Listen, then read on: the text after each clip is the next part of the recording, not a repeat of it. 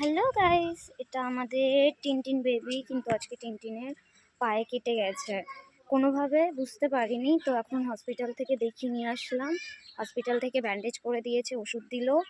তো দেখো ও কেমন চুপচাপ হয়ে গেছে।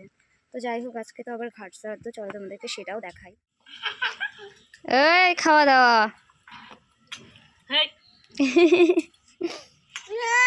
কি খরগোশটা কত শান্ত হয়ে গেছে, চুপচাপ হয়ে গেছে। পায়ে ব্যথা, সেই ব্যথা লাগছে। চলো বাড়ির দিকে দেখি কি করছে সবাই।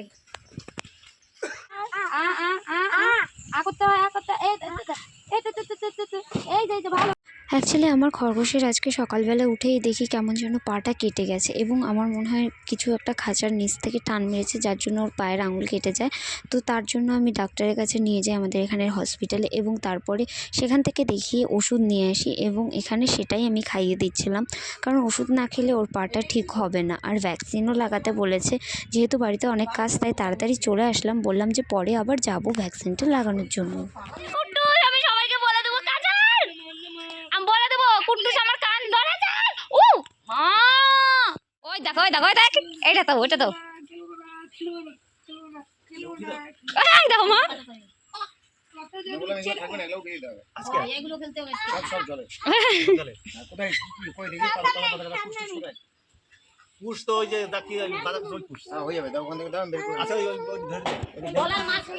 তারপরে শুরু হলো কিছুটা এদিকে বাড়ির থেকে কাজকর্ম, এবং তার মধ্যে কুট্টুসের মারামারি। এবং তারপরে আমরা চলে আসলাম ঘাটে, যেহেতু আজকে ঘাট শ্রাদ্ধ, তাই ঘাট শ্রাদ্ধের এখানে এসছে বাবার সাথে আমরাও এসছি। এখানে দেখো সব তোড়জোড় চলছে, যা রিচুয়ালসগুলো হবে। তো বাবা এখানে চান করে উঠেছিল, এবং তারপরে কি রান্না করতে হয় নাকি সেই রান্নাগুলো করছিল। আর ওদিকে কিন্তু আমাদের নাপিত চলে এসেছিলো কামান করার জন্য।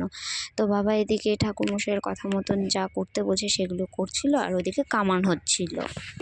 পঞ্চমী তিথি আলাম্মন গোত্র প্রেত প্রেতলোক স্বর্গীয় মাতা মায়ের নাম তৎসম্ভব স্বপিণ্ডকরণ দানমিদং ভয়া গঙ্গা গচ্ছ পুরস্কৃত তীর্থানি পিণ্ডায় নম চতুর্থ পিণ্ডাং।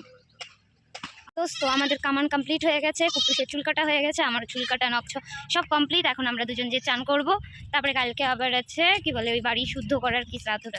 তো চলো বাড়ির দিকে যাই, আবার দেখতে হবে আমাদের র্যাবিটটা কেমন আছে।